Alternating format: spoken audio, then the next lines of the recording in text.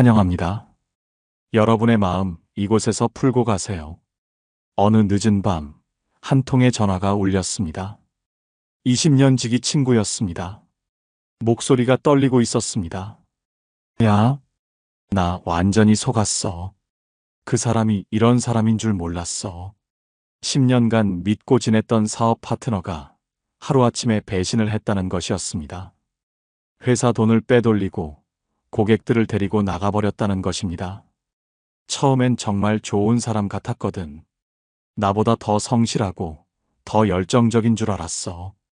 전화를 끊고 나서 생각했습니다. 과연 우리는 사람을 제대로 보고 있을까요? 여러분은 사람을 볼 때 좋은 사람인지 나쁜 사람인지 어떻게 알아차리나요?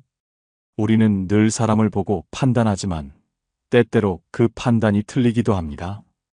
처음엔 다정했던 사람이 나중에 돌변하는 순간, 믿고 의지했던 사람이 나를 속이고 있었던 순간. 혹시 여러분도 이런 경험 한 번쯤 있지 않나요? 그 사람을 처음부터 제대로 알았다면 그 관계를 맺지 않았을 텐데. 인생은 짧고 시간은 소중합니다. 잘못된 사람에게 시간과 마음을 투자하다 보면 정작 소중한 것들을 놓치게 됩니다. 그렇다면 우리는 어떻게 해야 할까요? 지금부터 그 사람의 진짜 모습, 본성을 알아볼 수 있는 결정적인 7가지 신호를 알려드리겠습니다. 이것들은 단순한 추측이 아닙니다. 실제 심리학 연구와 수많은 인생 경험에서 검증된 신호들입니다. 오늘 주제가 마음에 드신다면 구독과 좋아요 눌러주세요. 여러분의 마음을 안아주는 좋은 컨텐츠로 보답하겠습니다.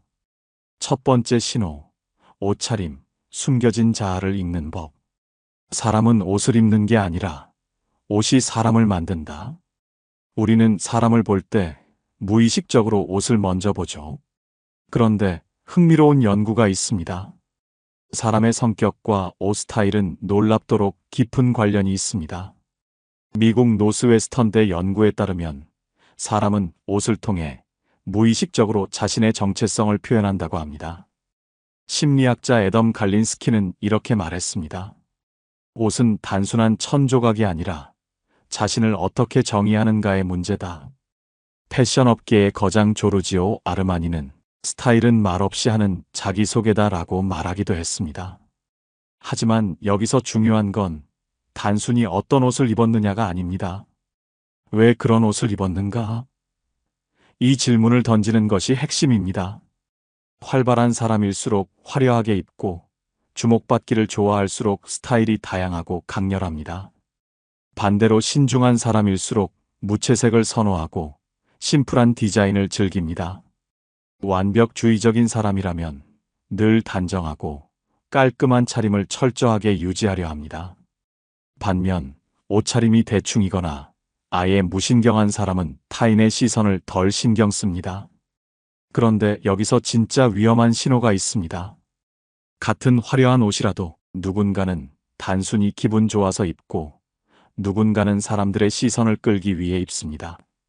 같은 정장을 입었더라도 누군가는 형식을 중시해서 입고 누군가는 권위를 과시하려 일부러 차려입는 경우도 있습니다. 첫째, 상황에 따라 극단적으로 바뀌는 사람. 평소에는 허술한데 상사나 권력자 앞에서는 갑자기 깔끔하게 변하는 사람이 있죠. 그렇다면 그 사람은 평소에는 타인을 무시하다가 자신에게 유리할 때만 이미지를 관리하는 사람일 수 있습니다. 둘째, 과도하게 자신을 포장하려는 사람. 자신의 경제력보다 훨씬 비싼 옷을 입고 브랜드를 과시하려는 사람. 이들은 겉으로 보이는 것에만 신경 쓰고 있을 가능성이 높습니다. 실제로는 허영심이 강하거나 열등감을 감추려는 경우가 많습니다. 셋째, 타인을 의식해서만 변하는 사람. 특정 사람을 만날 때만 옷차림을 신경 쓰는 사람. 이들은 인간관계를 계산적으로 접근하는 경향이 있습니다. 옷차림을 볼 때 단순한 스타일이 아니라 그 사람이 보내는 메시지를 읽어야 합니다. 평소 스타일이 일관적인가? 그 상황에 따라 옷차림이 바뀌는가? 타인을 의식해 변하는가? 프랑스 철학자 롤랑 바르트는 옷은 기호다. 그 사람이 누구인지 말해주는 조용한 언어다. 라고 했습니다. 그 사람은 말을 꾸밀 수 있지만 무의식적으로 선택한 옷에서는 자신도 모르게 본성이 드러납니다. 단순한 스타일이 아니라 그 스타일이 만들어진 이유를 보세요. 그런데 옷만으로는 부족합니다. 더 정확한 신호가 있습니다. 두 번째 신호, 말버릇, 가면 뒤에 진짜 얼굴. 우리는 흔히 말 한마디에 사람이 드러난다고 하죠. 이건 단순한 속담이 아닙니다. 실제로 연구로도 증명됐습니다. 미국 하버드대 연구에 따르면 사람의 성격은 말투와 단어에서 그대로 드러난다고 합니다. 특히 평소 말버릇은 무의식적으로 튀어나오기 때문에 본성을 숨기기 어렵습니다. 패션은 꾸밀 수 있고 표정은 연기할 수 있지만 말버릇은 속일 수 없습니다. 첫째, 자기 자랑이 많다. 이런 사람 주변에 꼭 있죠. 대화의 절반 이상이 내가 예전에 나도 그거 알아. 이런 식으로 흐릅니다. 이들은 상대의 말을 듣는 척하면서도 결국엔 내가 더 대단하다를 강조하려 합니다. 사회심리학자 마크 레어리에 따르면 끊임없이 자기 자랑을 하는 사람일수록 실제로는 자기 확신이 부족합니다. 즉, 강해 보이지만 속은 불안한 사람일 가능성이 높습니다. 이런 사람과 가까워지면 처음엔 유능해 보일 수 있어도 결국 자기 이익만 챙길 가능성이 큽니다. 둘째, 남의 말을 끊는다. 혹시 말을 할 때마다 상대가 갑자기 끼어드는 경우 있나요? 대화는 캐치볼과 같습니다. 하지만 이런 사람은 혼자 공을 가지고 놀죠. 심리학자 데보라 테넌 교수는 말을 끊는 행위는 단순한 습관이 아니라 권력과 우위 관계를 드러내는 본능적인 행동이라고 했습니다. 즉, 남의 말을 끊는 사람일수록 자신이 대화를 주도하고 싶거나 상대를 무시하는 경향이 큽니다. 만약 누군가 당신의 말을 자주 끊는다면 그 사람은 당신을 존중하지 않을 가능성이 큽니다. 셋째, 지나치게 겸손한 척한다. 아, 저는 뭐 별거 아닌데요. 아니에요. 저는 잘 못해요. 이렇게 말하면서도 정작 칭찬을 들으면 기분이 좋은 사람. 이런 겸손을 무조건 좋은 태도로 보면 안 됩니다. 겸손을 빙자한 자랑, 이른바 겸손 마케팅이라는 개념이 있습니다. 스탠퍼드대 연구에 따르면 사람들은 자신을 낮추는 척하면서도 더 많은 칭찬을 기대하는 경향이 있습니다. 즉, 진짜 겸손한 사람이 아니라 더 많은 관심을 받고 싶어하는 사람일 가능성이 높습니다. 넷째, 무례한 농담을 자주 한다. 야, 그냥 농담인데 왜 그래? 장난이잖아. 기분 나빴어? 이런 말을 자주 하는 사람 조심해야 합니다. 심리학자 존 바우만 박사는 농담은 본심이 가장 쉽게 드러나는 순간이라고 했습니다.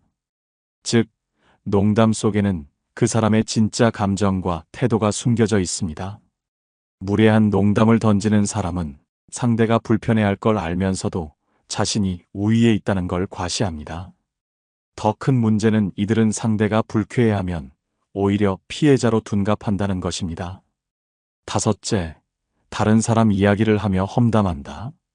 그 사람 말이야, 사실은. 이런 식으로 시작하는 사람들이 있습니다.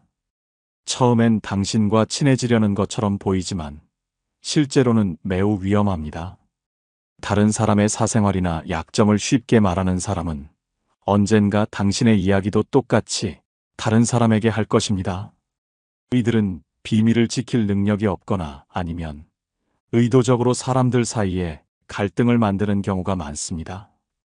여섯째, 감정을 조종하는 말을 한다. 너 때문에 기분이 나빠졌어. 내가 그렇게 말하니까 상처받았어. 이런 식으로 상대방이 죄책감을 느끼도록 만드는 사람들이 있습니다. 이들은 자신의 감정을 상대방의 책임으로 돌리며 상대방을 조종하려 합니다. 건강한 관계에서는 각자가 자신의 감정에 대해 책임을 져야 하는데 이런 사람들은 그 경계를 흐립니다. 그렇다면 이걸 어떻게 활용할까요? 사람의 본심은 꾸며진 말이 아니라 무의식적으로 튀어나오는 말버릇에서 드러납니다. 자기 이야기만 하는가? 상대의 말을 끝까지 듣는가? 진짜 겸손한가? 농담을 핑계로 무례한가?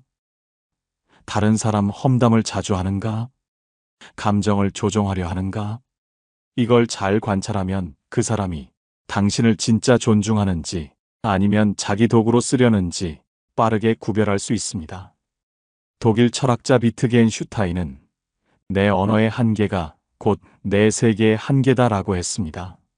사람의 말 속에는 그 사람이 살아온 방식과 사고방식, 태도, 가치관이 모두 녹아 있습니다. 하지만 말버릇만으로도 부족할 때가 있습니다. 정말 중요한 순간은 따로 있습니다. 세 번째 신호, 권력을 쥐었을 때의 변화, 가면이 벗겨지는 순간. 니체는 이렇게 말했습니다. 권력은 인간을 타락시키지 않는다. 다만 권력은 인간을 드러낼 뿐이다. 사람의 본성은 평범할 때보다 힘을 가졌을 때 적나라하게 드러납니다. 미국 스탠퍼드대에서 진행한 유명한 실험이 있습니다. 스탠퍼드 감옥 실험을 들어봤나요? 심리학자 필립 짐바르도 교수는 대학생들을 모집해 교도관과 죄수 역할을 맡겼습니다. 그런데 며칠이 지나자 교도관 역할을 맡은 학생들은 놀라운 변화를 보였습니다. 그들은 점점 더 가혹해졌고 죄수를 모욕하고 강압적으로 통제하기 시작했습니다. 그냥 역할극일 뿐인데도 조금의 권력을 주자 본성이 바뀌어버린 것입니다. 짐바르도 교수는 이 실험을 통해 권력이 사람을 시험한다는 강력한 교훈을 남겼습니다. 첫째, 직급이 올라간 후 변하는 사람. 이런 사람, 주변에 꼭 있죠. 평소엔 친절하고 다정했던 사람이 팀장이 되고 나서 돌변합니다. 말투가 명령조로 바뀌고 사소한 실수를 크게 지적하고 부하 직원을 가차없이 대합니다. 이전까지는 동료처럼 행동했지만 조금만 우위에 서자 사람을 대하는 태도가 바뀌는 거죠. 그렇다면 문제는 이들은 원래 착했던 게 아니라 힘이 없어서 착한 척했던 것입니다. 이런 사람은 더 높은 권력을 가지면 더 독해질 가능성이 높습니다. 둘째, 돈이 많아진 후 변하는 사람. 어릴 때부터 친했던 친구, 같이 힘들게 살던 사람이었습니다. 그런데 어느 날 그 친구가 돈을 많이 벌기 시작했습니다.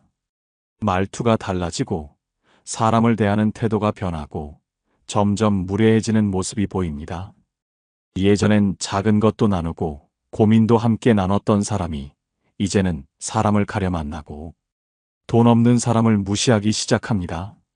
하버드대 경제심리학 연구에 따르면 사람은 돈이 많아질수록 공감 능력이 줄어든다고 합니다. 즉, 돈이 그 사람을 바꾼 게 아니라 그 사람의 본성이 드러난 것입니다. 셋째, 작은 권한을 가졌을 때 변하는 사람. 이런 사람도 꼭 있습니다. 조금만 권력을 쥐면 완전히 달라지는 사람. 직장에서 작은 권한을 갖자 후배들에게 갑질을 하기 시작합니다. 모임에서 총무를 맡더니 돈 문제로 사람을 좌지우지하려 합니다. 부모가 된 후 아이를 존중하지 않고 일방적으로 훈육하려 합니다. 심리학자 T. 킨슬리 박사는 작은 권력을 가졌을 때 그 사람의 본성이 그대로 드러난다고 했습니다. 넷째, 정보를 독점하려는 사람. 조금이라도 남들이 모르는 정보를 가지면 그것을 무기로 사용하려는 사람들이 있습니다. 회사에서 새로운 소식을 듣거나 모임에서 특별한 정보를 얻으면 그것을 미끼로 사람들을 조종하려 합니다. 이거 아직 다른 사람들은 모르는 건데? 이런 식으로 시작하며 자신의 우월감을 드러내고 상대방이 자신에게 의존하도록 만듭니다. 다섯째, 결정권을 가지면 독단적이 되는 사람. 작은 모임에서라도 리더 역할을 맡으면 다른 사람들의 의견을 듣지 않고 혼자 결정하려는 사람들이 있습니다. 민주적으로 의견을 모으는 척하면서도 결국은 자신이 원하는 방향으로 몰고 갑니다. 이들은 효율성이나 전문성을 핑계로 독단을 정당화하지만 실제로는 다른 사람을 통제하고 싶어하는 욕구가 강합니다. 그렇다면 이걸 어떻게 활용할까요? 사람을 볼 때 중요한 것은 그 사람이 힘을 가졌을 때 변하는가입니다. 직급이 높아졌을 때 태도는? 돈이 많아지면 달라지는가? 작은 권한을 쥐었을 때 변하는가? 정보를 독점하려 하는가? 결정권을 가지면 독단적이 되는가? 사람은 평범할 때는 착할 수 있습니다. 하지만 힘을 가지면 그 본성이 반드시 드러나게 됩니다. 작은 권력이 시험대가 됩니다. 거기서 무례해진다면, 더 큰 힘을 가지면 더 위험해질 사람입니다. 이제부터 주변을 잘 보세요. 작은 우위에 섰을 때 어떤 사람은 더 배려하고 어떤 사람은 더 거만해집니다. 그 차이를 놓치지 않는다면 신뢰할 사람과 멀리할 사람을 더 쉽게 구별할 수 있을 것입니다. 하지만 권력만으로도 충분하지 않습니다. 일상의 작은 행동에서도 본성이 드러납니다. 네 번째 신호, 약속을 대하는 태도, 신뢰의 바로미터. 칸트는 이렇게 말했습니다. 약속을 쉽게 어기는 사람은 언젠가 신뢰를 잃고 고립될 것이다. 사람을 신뢰할 수 있는지 가장 쉽게 알아보는 방법이 있습니다. 이 사람이 약속을 지키는가? 약속을 쉽게 여기는 사람은 책임감이 부족한 경우가 많습니다. 미국 듀크대 심리학 연구에 따르면 약속을 쉽게 깨는 사람일수록 관계에서도 신뢰도가 낮다고 합니다. 즉, 약속을 대하는 태도가 그 사람의 성품을 보여준다는 것입니다. 첫째, 약속을 아무렇지 않게 취소하는 사람. 이런 사람 주변에 꼭 있죠. 처음에는 꼭 보자 해놓고 막상 당일이 되면 연락이 없습니다. 아, 미안. 갑자기 일이 생겨서 오늘 몸이 안 좋아서 다음에 보자. 한두 번이면 괜찮습니다. 하지만 이런 일이 반복된다면 이 사람은 당신을 소중하게 여기지 않습니다. 자기 편한 게 우선인 사람입니다. 결국 중요한 순간에도 믿을 수 없습니다. 이런 사람과 가까워지면 언젠가 중요한 순간에 가장 먼저 당신을 배신할 사람입니다. 둘째, 이중으로 약속을 잡는 사람. 이건 더 심각한 문제입니다. 나 오늘 약속 있어 해놓고 다른 사람과 또 약속을 잡습니다. 그리고 마지막 순간에 누가 더 중요한지 따져보고 한쪽 약속을 취소합니다. 아, 미안. 급한 일이 생겼어. 갑자기 중요한 약속이 잡혀서. 이런 사람은 책임감이 없습니다. 인간관계를 우선순위로 계산합니다. 자신에게 더 이득이 되는 쪽을 선택합니다. 셋째, 말만 앞서는 사람. 이런 유형도 있습니다. 이번엔 내가 꼭 밥 살게. 다음 주에 시간 비워놓을게. 하지만 막상 만나려 하면 이번 주는 좀 바빠서, 내가 요즘 정신이 없어서. 이들은 약속을 쉽게 하지만 그 약속을 행동으로 옮기지 않습니다. 사람을 쉽게 대하고 자기 말에 책임을 지지 않으며 결국 당신을 계속 실망시킵니다. 넷째, 시간을 지키지 않는 사람. 항상 늦는 사람들이 있습니다. 5분만 금방 갈게 하고는 30분을 늦습니다. 이런 사람들은 자신의 시간은 소중하지만 다른 사람의 시간은 소중하지 않다고 생각합니다. 만성적으로 늦는 사람은 상대방에 대한 배려가 부족하고 자기 중심적인 사고를 가지고 있을 가능성이 높습니다.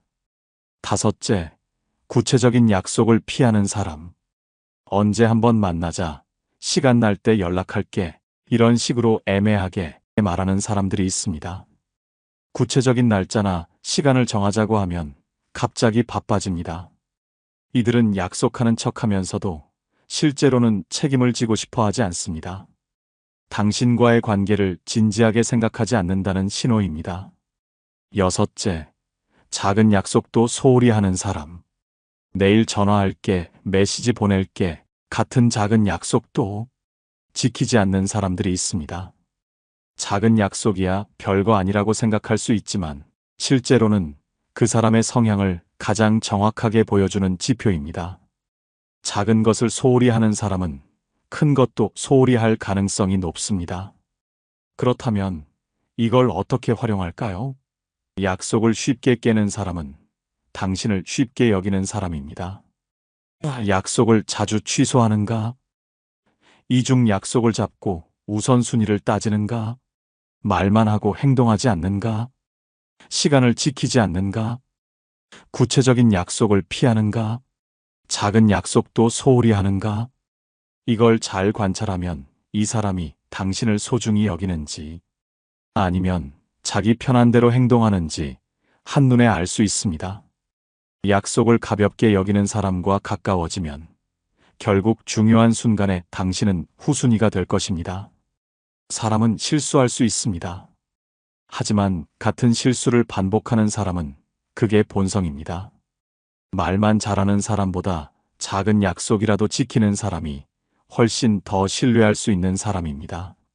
하지만 약속만으로는 모든 것을 알 수 없습니다. 사람의 가장 깊은 본성이 드러나는 순간이 따로 있습니다.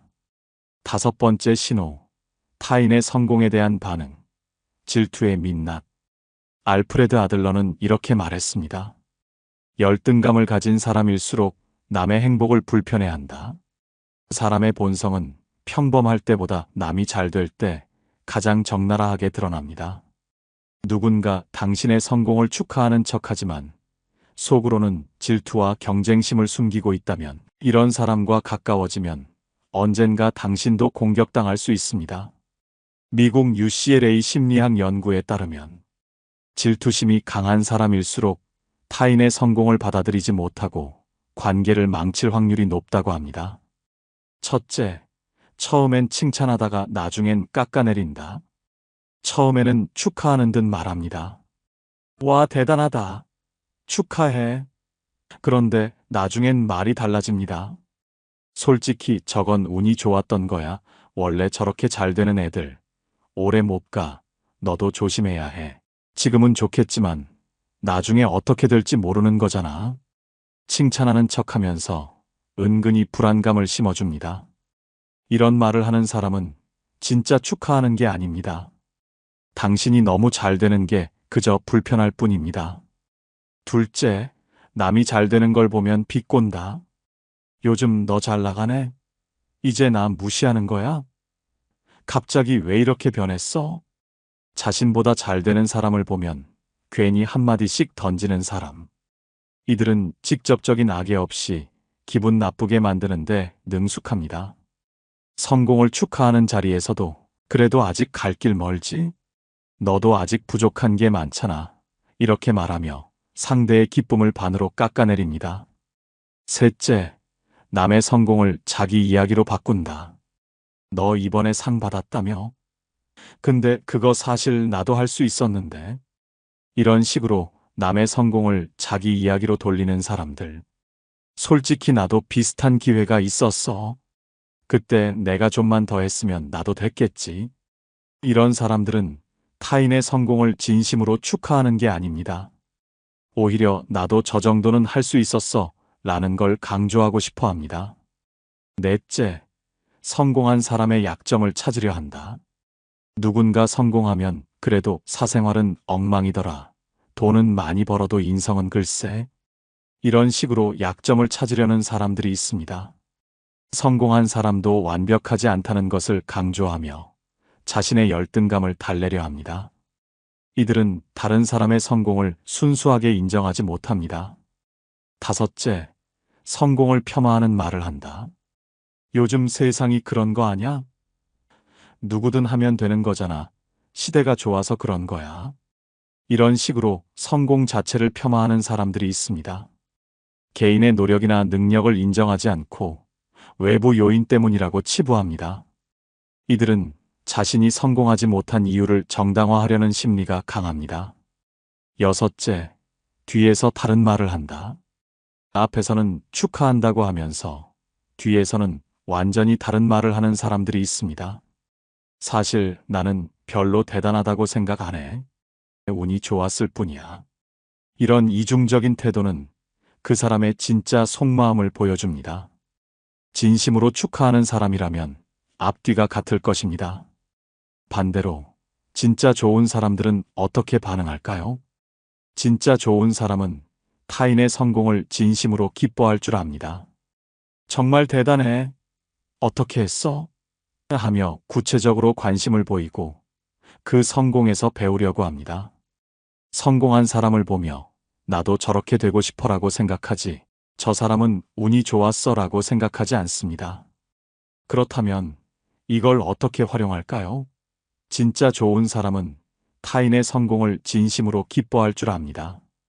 하지만 질투가 많은 사람은 칭찬하는 척하다가 뒤에서 깎아내리는가? 남이 잘 되면 비꼬거나 조롱하는가? 타인의 성과를 자기 이야기로 바꾸는가? 성공한 사람의 약점을 찾으려 하는가? 성공을 폄하하는 말을 하는가?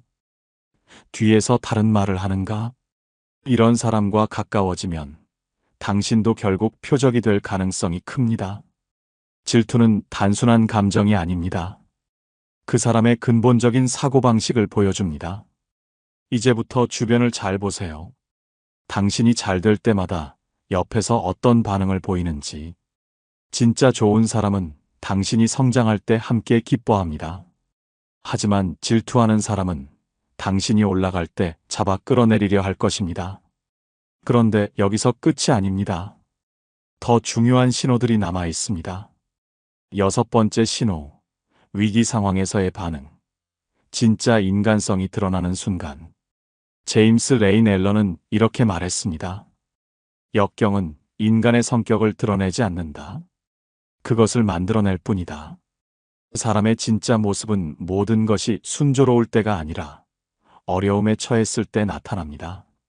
위기 상황에서는 가면을 쓸 여유가 없습니다. 그 순간의 반응이 그 사람의 진짜 인격을 보여줍니다. 심리학자들은 이를 스트레스 테스트라고 부릅니다. 압박을 받을 때 사람의 본성이 가장 적나라하게 드러난다는 것입니다. 첫째, 책임을 다른 사람에게 떠넘긴다.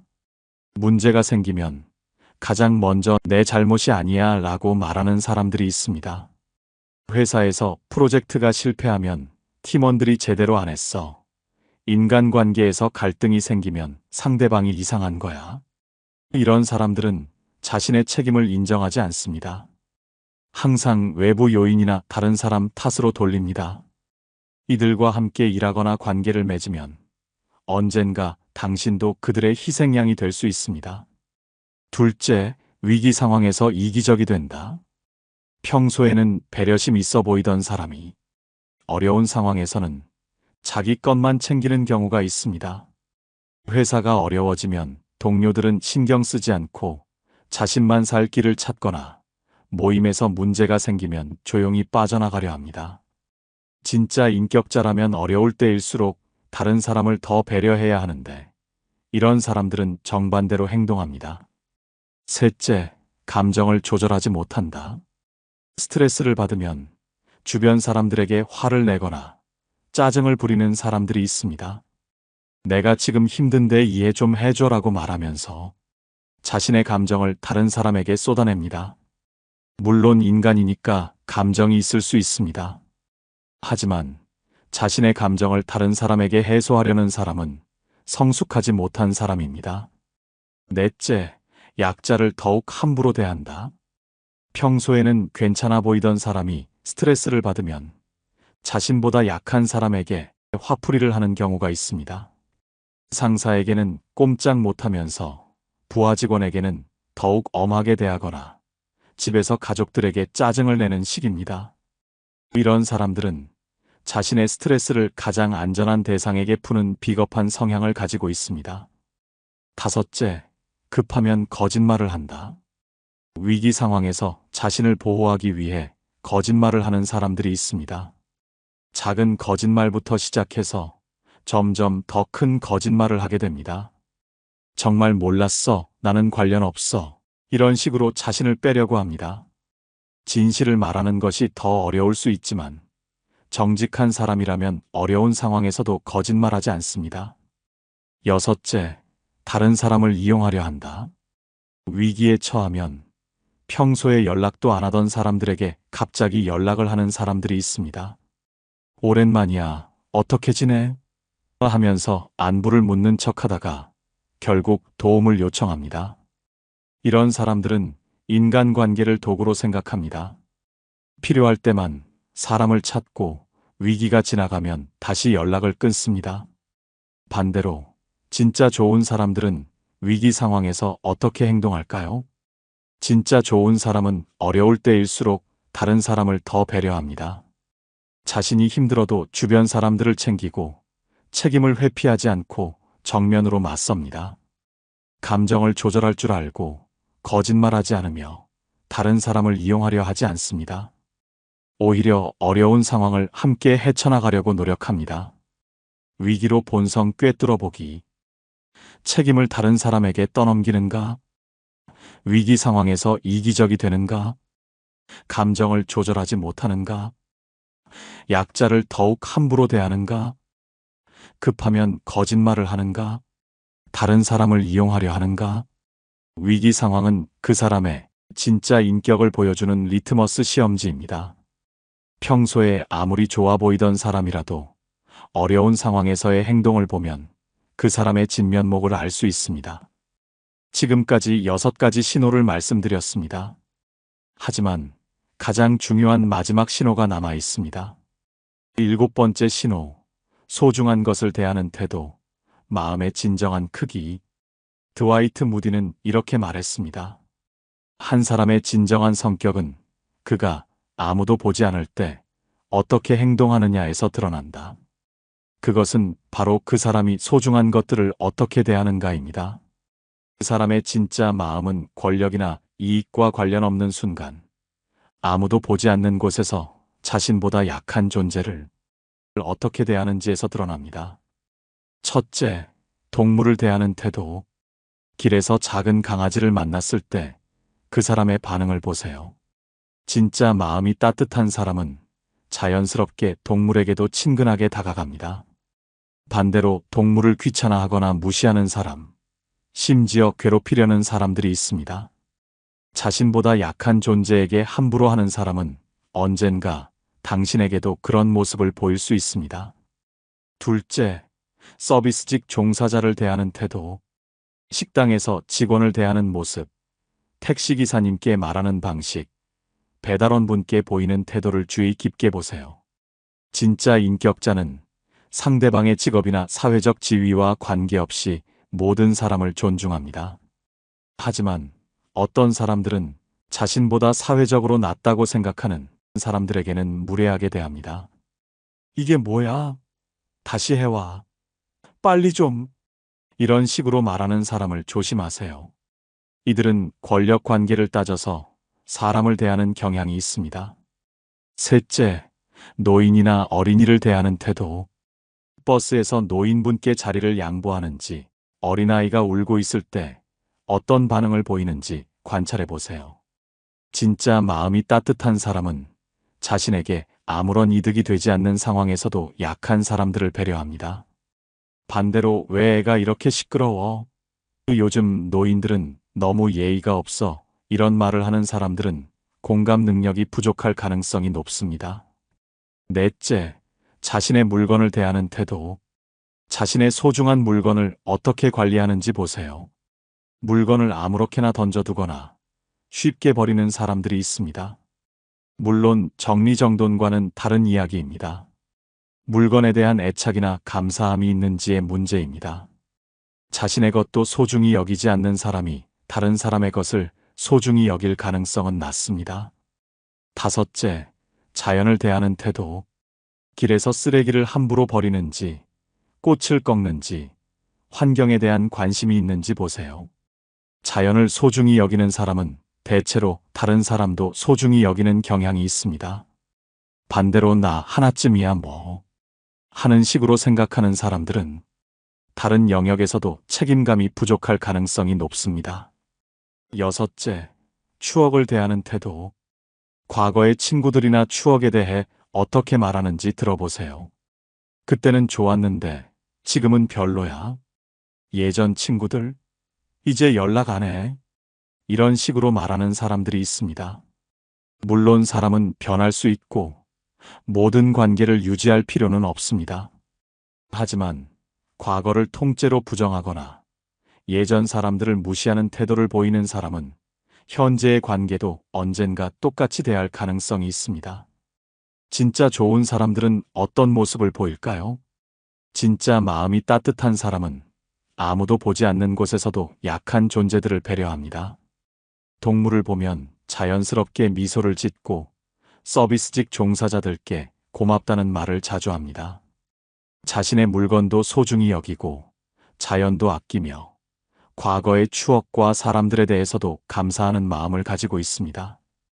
이런 사람들은 당신도 소중히 여길 것입니다. 소중한 것들로 본성 꿰뚫어 보기. 동물을 대하는 태도는 어떤가? 서비스직 종사자를 존중하는가? 노인이나 어린이를 배려하는가? 자신의 물건을 소중히 여기는가? 자연을 대하는 태도는 어떤가? 추억을 대하는 태도는 어떤가? 이것이 사람의 진짜 마음을 보여주는 가장 정확한 신호입니다. 권력이나 이익과 관련 없는 순간에 보이는 모습이 그 사람의 진짜 인격입니다. 이제 모든 신호를 알게 되었습니다. 사람을 만날 때 이 7가지 신호를 꼭 기억하세요. 첫 번째, 옷차림. 왜 그런 옷을 선택했는가? 두 번째, 말버릇. 무의식적으로 나오는 진짜 마음. 세 번째, 권력에서의 변화. 힘을 가졌을 때의 모습. 네 번째, 약속을 대하는 태도. 신뢰의 바로미터. 다섯 번째, 타인의 성공에 대한 반응. 질투의 민낯. 여섯 번째, 위기 상황에서의 반응. 진짜 인간성이 드러나는 순간. 일곱 번째, 소중한 것을 대하는 태도. 마음의 진정한 크기. 처음엔 잘 보이지 않지만 시간이 지나면 반드시 드러납니다. 하지만 여기서 가장 중요한 것을 말씀드리고 싶습니다. 우리는 상대를 판단하지만 동시에 누군가도 우리를 판단하고 있습니다. 우리가 좋은 사람을 만나고 싶다면 스스로도 좋은 사람이 되어야 합니다. 니체는 말했습니다. 누군가를 오래 바라보면 그 시선의 끝에 서 있는 건 바로 나 자신이다. 여러분은 어떤 시선으로 세상을 바라보고 계신가요? 그리고 여러분은 어떤 모습으로 비춰지고 있나요? 혹시 우리 자신도 누군가에게는 위험한 신호를 보내고 있지는 않을까요? 진짜 지혜로운 사람은 다른 사람을 판단하기 전에 먼저 자신을 돌아봅니다. 우리가 바라는 좋은 사람이 되기 위해 노력할 때 비로소 진짜 좋은 사람들이 우리 곁으로 모여들 것입니다. 사람을 보는 눈이 밝아질수록 스스로를 성찰하는 마음도 깊어진다. 이것이 진정한 지혜입니다. 이제 이론을 넘어서 실제로 어떻게 활용할지 말씀드리겠습니다. 새로운 사람을 만날 때 처음 3번의 만남에서 이 7가지 신호를 차근차근 관찰해 보세요. 급하게 판단하지 말고 시간을 두고 지켜보는 것이 중요합니다. 기존 관계를 점검할 때 오랜 친구나 동료라도 이 체크 포인트로 다시 한번 살펴보세요. 혹시 놓친 신호들이 있었는지 돌아보는 시간을 가져보시기 바랍니다. 스스로를 점검할 때 가장 중요한 것은 나 자신입니다. 이 7가지 기준으로 스스로를 평가해 보세요. 혹시 다른 사람에게 부정적인 신호를 보내고 있지는 않은지 성찰해 보시기 바랍니다. 인생은 관계의 연속입니다. 좋은 사람들과 함께할 때 우리의 삶은 더욱 풍요로워집니다. 반대로 잘못된 사람들과 시간을 보내면 소중한 것들을 잃게 됩니다. 하지만 기억하세요. 완벽한 사람은 없습니다. 우리 모두는 부족하고 실수하는 존재입니다. 중요한 것은 성장하려는 의지와 다른 사람을 배려하는 마음입니다. 이 7가지 신호를 통해 여러분이 더 나은 관계를 만들어 가시길 바랍니다. 그리고 무엇보다 여러분 자신이 누군가에게 좋은 신호를 보내는 사람이 되시길 바랍니다. 공자는 이렇게 말했습니다. 군자는 사람을 보되 그 행동을 보고 소인은 사람을 보되 그 말만 듣는다. 진정한 지혜는 겉모습이 아닌 본질을 보는 것입니다. 오늘 알려드린 7가지 신호가 여러분의 인생에 도움이 되기를 진심으로 바랍니다. 마지막으로 한 가지 더 당부드리고 싶은 말씀이 있습니다. 사람을 판단하는 것도 중요하지만 더 중요한 것은 용서하고 이해하려는 마음입니다.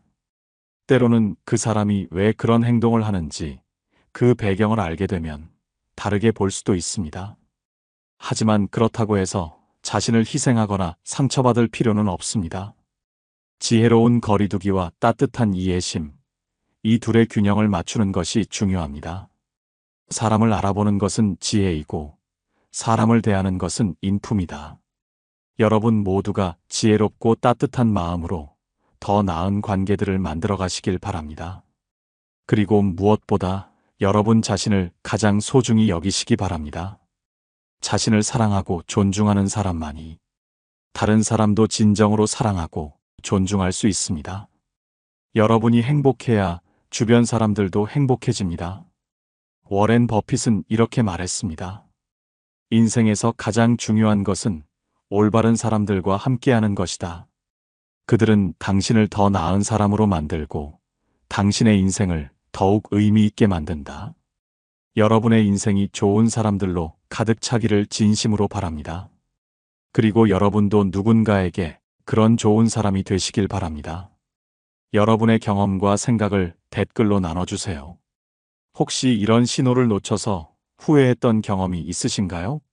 아니면 이 신호들을 통해 좋은 사람을 만났던 이야기가 있으신가요? 여러분의 이야기가 누군가에게 큰 위로와 깨달음이 될 것입니다. 오늘 영상이 도움이 되셨다면 소중한 분들께 공유해 주시고 구독과 좋아요로 저를 응원해 주세요. 여러분과의 소중한 연결이 저에게 큰 힘이 됩니다. 오늘도 행복한 하루 되세요. 이상으로 마음 풀고 가세요 였습니다. 감사합니다.